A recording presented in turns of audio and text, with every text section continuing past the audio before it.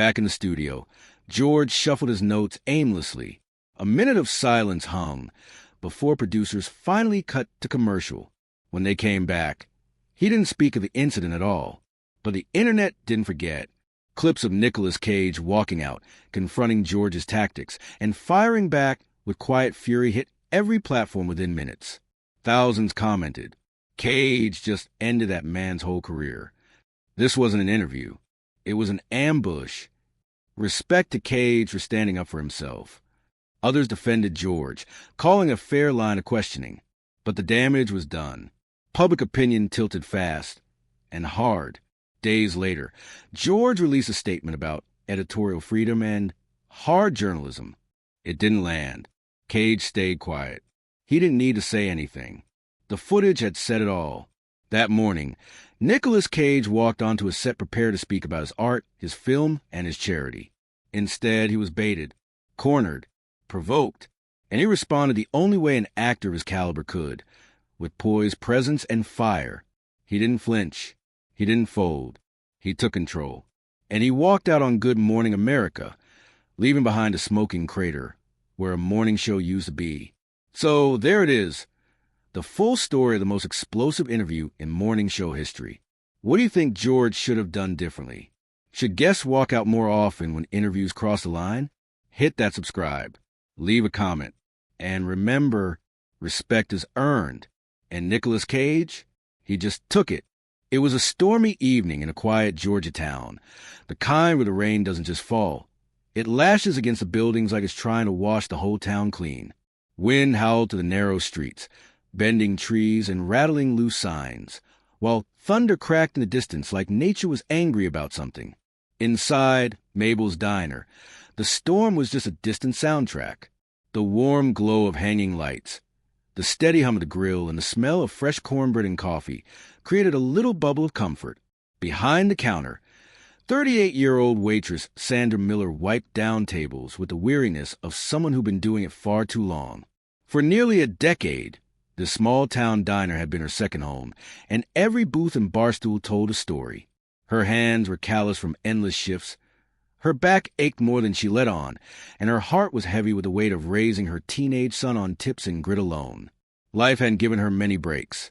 Her husband had walked out when their boy was just a baby, and ever since, she'd been doing everything she could just to keep the lights on. She was used to being tired. She was used to being invisible. But that night, something happened that she would carry with her forever. The front door swung open with sharp creak, followed by a gust of cold air that made half the customers shiver in their booths. Two children stood in the doorway, soaked from head to toe, their tiny bodies trembling from the cold. They couldn't have been older than 8 or 9. The girl held the boy's hand tightly, both of them barefoot, dripping rainwater onto the checkered floor tiles. Their clothes were thin, clinging to their fragile frames, and their eyes scanned the room with the kind of fear that made Sandra's heart squeeze. The diner fell silent for a moment. Then whispers started to spread like wildfire. One man muttered something under his breath. "Were their parents?" While another older gentleman shook his head and said loud enough for everyone to hear, "This ain't no shelter." The kids flinched at the words, and Sandra saw it.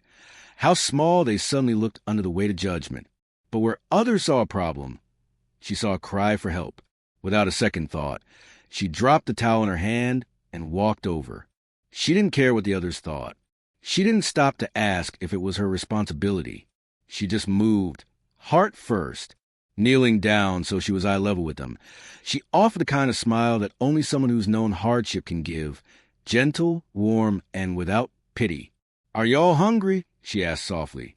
The girl nodded slowly, hesitantly, like she was afraid it might be a trick.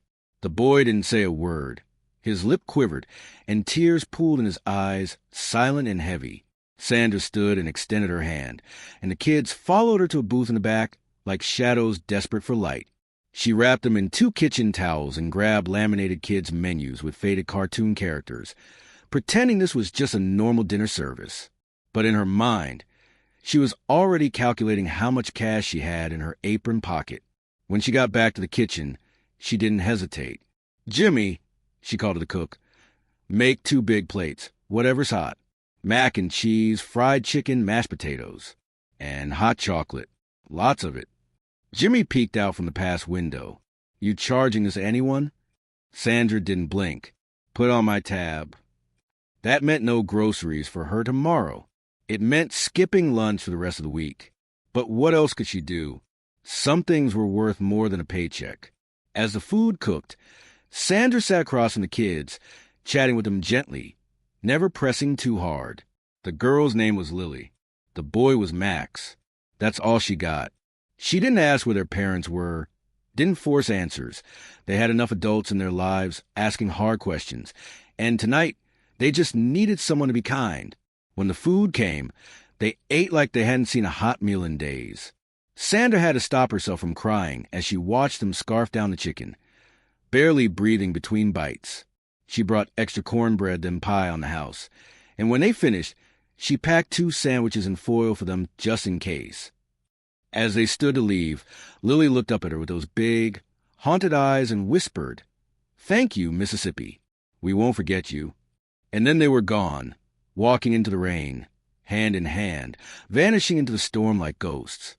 Sandra stood at the window long after the door closed, watching the rain blur everything. She didn't know where they would sleep or if they had anyone waiting for them. All she knew was that something had pulled at her heart the moment she saw them, and she was glad she'd listened. She never saw them again, not that night, not the week after. And as the years passed, the memory became just another soft ache she carried around with her, one of many in a life that had been far from easy. But somewhere deep down, she always hoped they were okay, that maybe, in some small way, the kindness she gave them that night helped them keep going. Because sometimes when the world turns cold and cruel, all it takes is one warm meal, one safe smile, one stranger who sees you, not as a burden, but as someone worth feeding. Years drifted by like falling leaves, quiet and unremarkable, each one folding into the next with a rhythm that only small towns know. Sandra kept waitressing at Mabel's diner, her steps slower, her smile more tired, but her spirit just as steady as ever. Her son, Marcus, eventually grew up. He went off to college in Atlanta on a small scholarship, then found a job and a life of his own. She was proud, even if he didn't visit as often as she wished. There was a deep ache to watching your child grow strong enough to leave you behind, but Sandra never let it show. She'd just smile whenever his name came up, say, "That boy is making something of himself," and return to pouring coffee for the regulars. She worked until her joints wouldn't let her anymore, and then, just like that, retirement came. There was no party, no cake, no gold watch, just a quiet shift, one last table, and a final tired, "Y'all take care now," before she hung up her apron for good. Life after work wasn't what she thought it would be. The days were quieter, slower. The phone didn't ring much. The mailbox brought more bills than letters, and the only knocks at her door were usually the wind. Her son helped when he could, sending money for groceries and medication. But Sandra never asked for more than she was given. She'd live her whole life stretching $1 into a week and turning scraps into supper. This was no different. She never got rich, never won the lottery, never owned more than what she needed, and never traveled far beyond the county lines. Fame? Not even close. Most of the town barely knew her name. She was just Miss Sandra, the woman with kind eyes and sore hands, who used to work the breakfast shift and always remembered your order. And yet, for all the years that passed, there were 2 faces she never forgot.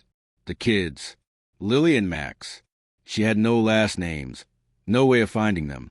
She never even told anyone what had happened that stormy night. Not her son, not her co-workers, not even the pastor at church. It wasn't because she thought it didn't matter. It was the opposite. It mattered so much that she kept it locked in her heart like a secret prayer. Sometimes, late at night, when the wind sounded a little too much like thunder, she'd picture them, wonder where they'd ended up. Did they have a roof? A warm meal? Were they together? She hoped they were safe. That someone else had seen what she saw in them. 2 kids who just needed a little grace. She would sit by the window with a cup of tea, staring into the darkness, remembering the way Lily had whispered, "We won't forget you," and wishing deep down that maybe one day they'd come back.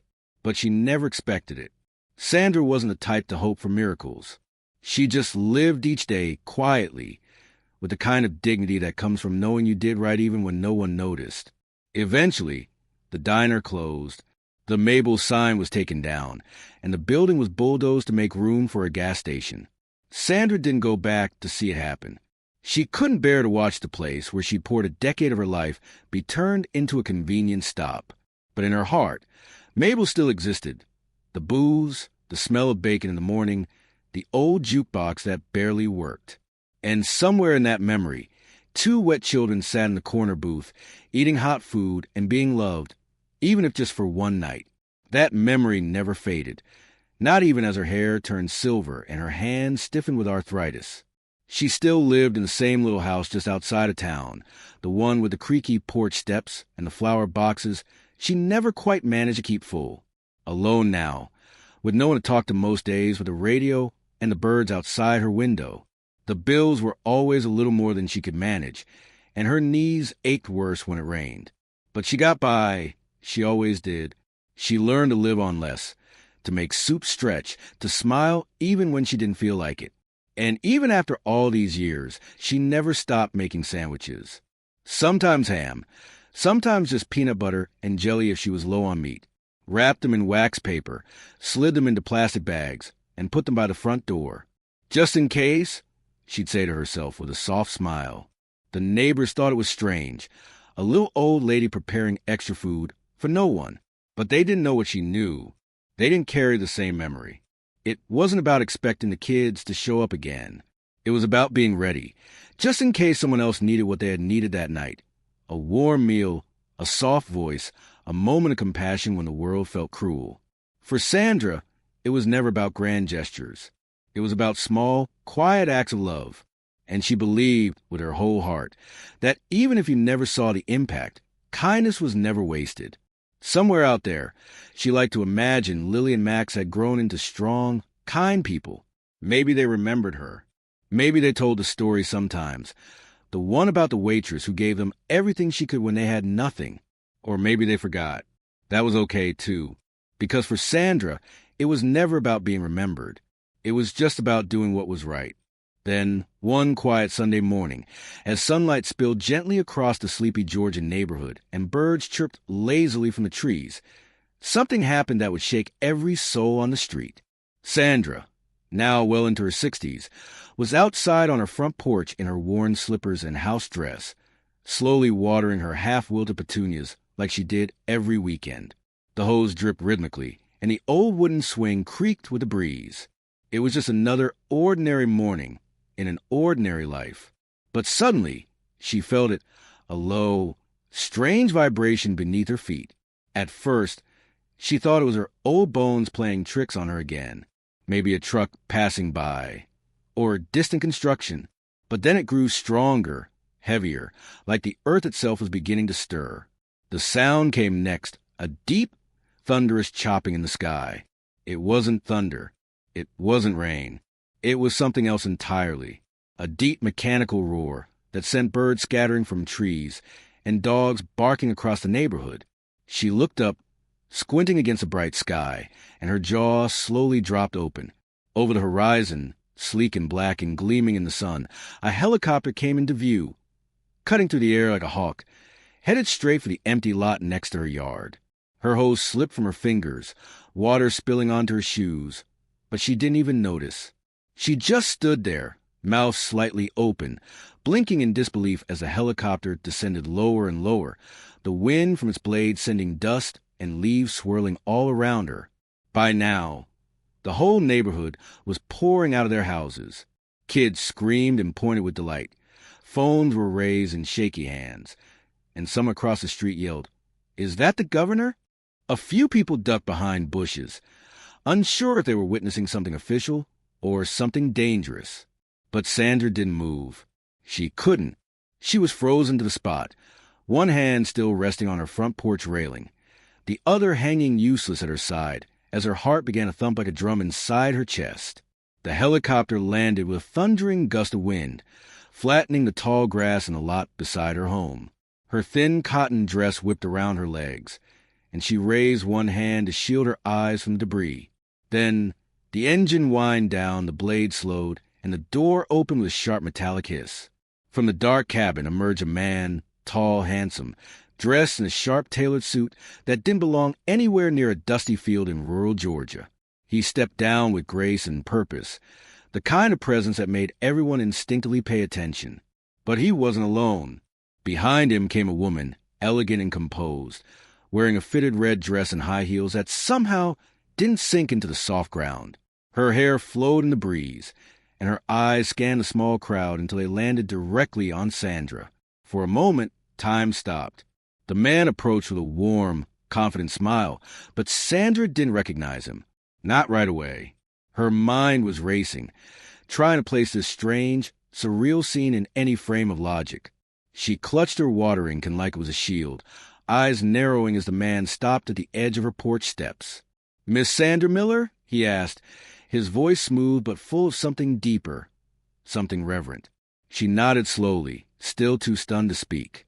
"You may not remember us," he continued, pausing just long enough for the moment to settle. "But 18 years ago, 2 starving orphans walked into Mabel's diner. You gave us a meal, you gave us warmth, and you gave us hope." Her breath caught in her throat. She looked closer, into the man's eyes, and suddenly she saw it, the way his mouth curved when he smiled, the tiny scar above his eyebrow. Her hand flew to her chest. "Max," she whispered. The woman stepped forward now, her eyes glistening with tears. "And I'm Lily," she said, her voice cracking. "We never forgot you, Miss Sandra. Not for one day. You saved our lives that night when no one else would even look at us. We were alone, terrified, and cold, and then you came. You saw us. You fed us. You treated us like we mattered." By now, tears were streaming down Sandra's cheeks, falling silently down the lines of her weathered face. Her watering can dropped to the porch with a clatter. Forgotten. Lily stepped closer, heels clicking on the wooden boards, and gently took Sandra's hands in hers. "We found our way," she continued. "We got adopted not long after that night. We were lucky, but your kindness that day, it stayed with us. It shaped how we saw the world. And now," she smiled through her tears, "we're here to return the favor." The words didn't fully register at first. Sandra was still trying to catch her breath, still trying to believe this was real, that those 2 shivering children, all bones and fear, had somehow turned into these radiant, successful young people standing in front of her like a vision from a dream. She opened her mouth, but no words came. Her voice cracked and disappeared under the weight of emotion. Max stepped forward and pulled a crisp envelope from his jacket pocket, offering it to her with quiet reverence. "We run a foundation now," he said, "for kids like we were, but this is personal. We wanted to thank the woman who showed us what real love looks like." Inside the envelope was a letter and a check, enough to pay off her mortgage, enough to fix her home, enough to live the rest of her years without worry, enough to change her life, just like she had changed theirs. And all at once, the years of struggle, the loneliness, the aching knees, the forgotten days, all of it was washed away in the wind of helicopter blades and the warmth of 2 grown children who had never, ever forgotten what it meant to be seen. The 2 siblings, Michael and Aaliyah Thomas, had lived through more than most kids should ever have to face. That stormy night at Mabel's diner had marked a turning point in their lives, but not immediately. After they left the diner, stomachs full and hearts warmed by the rare kindness of a stranger, they had wandered through the rain until a police cruiser spotted them huddled beneath the awning of a closed hardware store. Wet, exhausted, and barely able to speak, they were taken into custody and, fortunately, placed at a local shelter known for its compassionate care. It was there, just a few days later, that they were noticed by a kind-hearted couple, James and Rosa Thomas, who had been trying to adopt for years but believed that when the right children came along, they would just know. And they did. Michael and Aaliyah were quiet at first, haunted by the fear of being separated or rejected. But the Thomases wrapped them in unconditional love. Over time, their laughter returned, and so did their trust in people. The siblings never forgot where the turning point had begun. Not at the shelter, not at the adoption, but back in that tiny diner, with the smell of fried chicken in the air and a woman with gentle eyes asking, "Are y'all hungry?" It was a moment that stayed with them, like a bookmark in the story of their lives. Michael always remembered how Sandra had spoken to them with dignity, not pity. That memory guided him, even as he struggled in school at first. With the Thomases' support and his sister's fierce encouragement, he pushed through. He fell in love with computers and spent long nights tinkering, breaking things, fixing them, and eventually building apps from scratch. He put himself through college with scholarships and freelance coding gigs, and went on to create a startup that developed educational software for underprivileged students. By the age of 30, he had built a tech company worth millions. But wealth was never the goal. For him, it was about building tools to give kids like him the same chances he'd been given. Aaliyah, on the other hand, took a different path, shaped by memories of sickness, of hospitals, of being turned away, ignored, forgotten.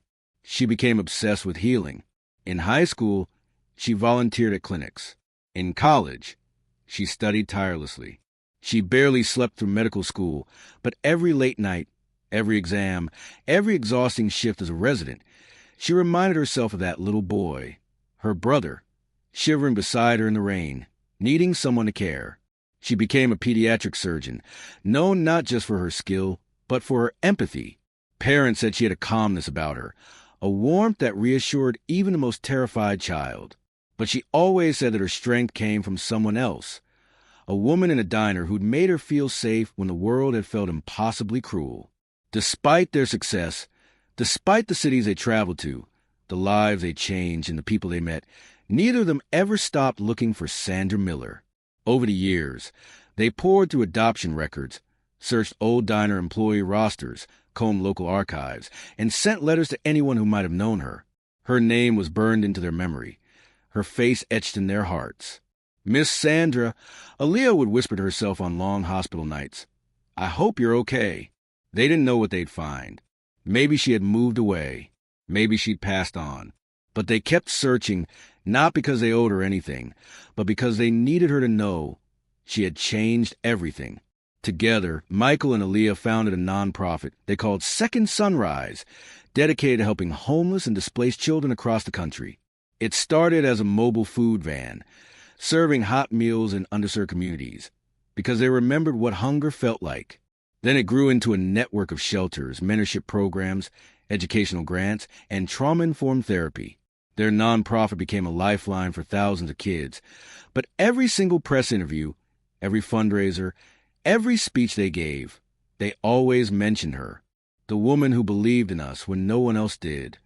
The waitress who didn't walk away. The stranger who became our turning point. She was in their eyes, their origin story. She didn't ask for thanks. Michael said during a televised interview with the local Atlanta news station, she didn't ask who we were or why we were alone. She just looked at us and saw that we were cold, scared, and hungry. And then she fed us. That's it. That was the moment everything changed. That act of kindness became the foundation we built our lives on. So when they finally found her, living quietly in that same old house in rural Georgia, they didn't hesitate.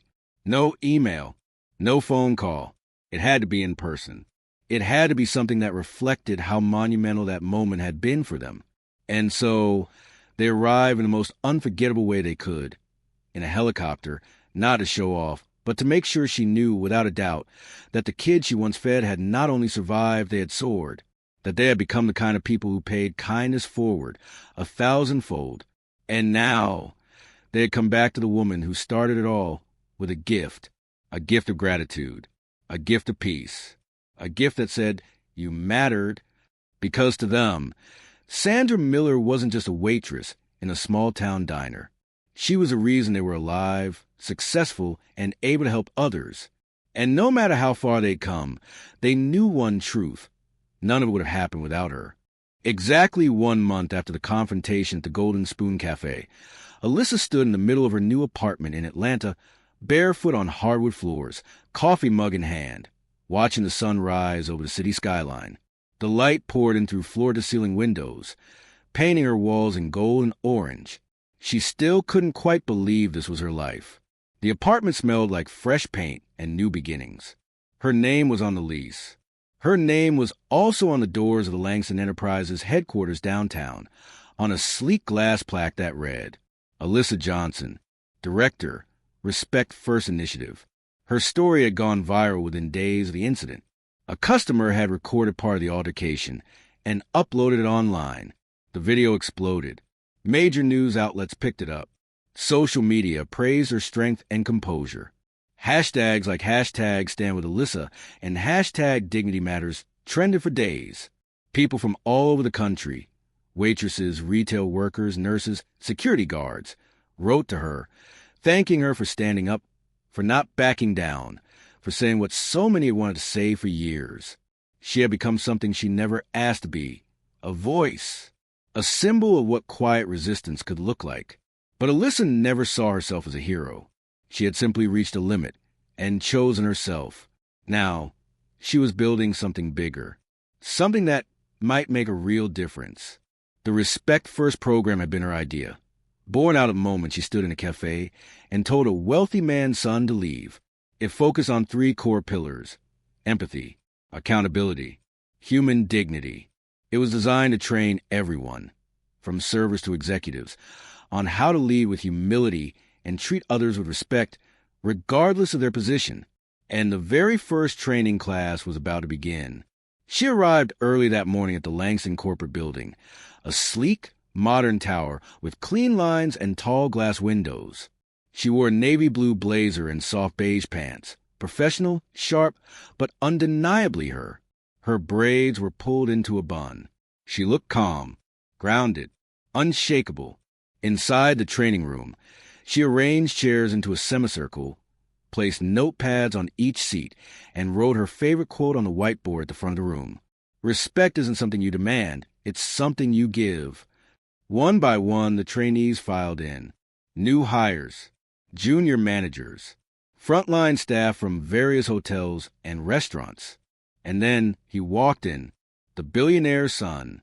No fanfare, no chains, no designer sunglasses. He wore a gray hoodie, simple jeans, and carried a plain black notebook. His shoulders were lower now. His eyes didn't scan the room for attention. They searched the floor. He looked human. A few people whispered, recognizing him from a viral video. Alyssa didn't flinch. She handed him a notepad like she had for everyone else.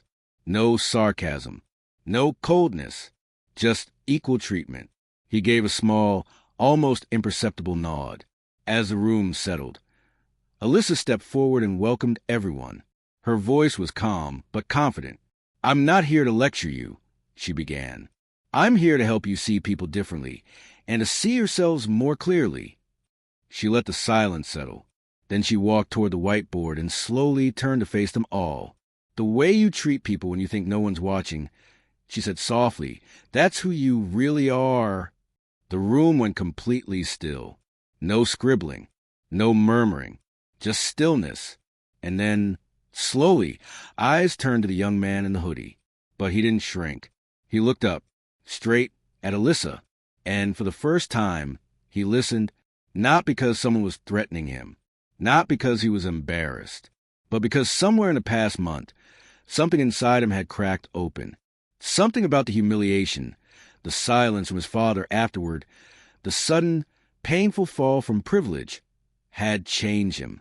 He had been sent here by force, sure, but what he was now realizing was that he needed to be here. And Alyssa, to her credit, didn't rub it in. She didn't gloat. She didn't even address him directly. She let the lesson speak louder than any scolding ever could. Over the next 3 weeks, she taught the class the way she'd learned to live. With integrity, with patience, with kindness when possible, but firmness when needed. She talked about empathy as a skill, not a feeling. She taught active listening. She role-played customer conflict scenarios and gave space for everyone to reflect on how they handle stress, bias, and power. And through it all, the young man stayed. He never missed a day. He took notes. He asked questions. And by the final session, he was one of the first to arrive. At the end of the course, each participant was asked to give a short reflection. When it was his turn, he stood up, he cleared his throat, and looked directly at Alyssa. I used to think leadership was about control, he began, about getting what you want, being the loudest voice in the room. But this showed me it's about service, about respect, about seeing people, really seeing them. And I didn't see anyone before, not even myself. He paused, then said one word she never expected from him. Thank you. A few people clapped. Not loudly, but meaningfully. Alyssa gave a single nod. You're welcome, she said. And with that, the training concluded. Later that evening, Alyssa sat on her balcony with a cup of tea, legs tucked beneath her, watching the lights of Atlanta flicker like stars that had come down to rest on Earth. She thought of Charleston, of the golden spoon, of spilled water, snapped fingers, and a moment where everything could have gone wrong, but didn't. She had chosen herself that day, and that choice had opened a door not just for her, but for others too. She smiled into the night, not for a customer, not for a tip, just for her. A small act of kindness can echo through a lifetime. Never underestimate the power of one good deed. You never know who it might save or how they might return.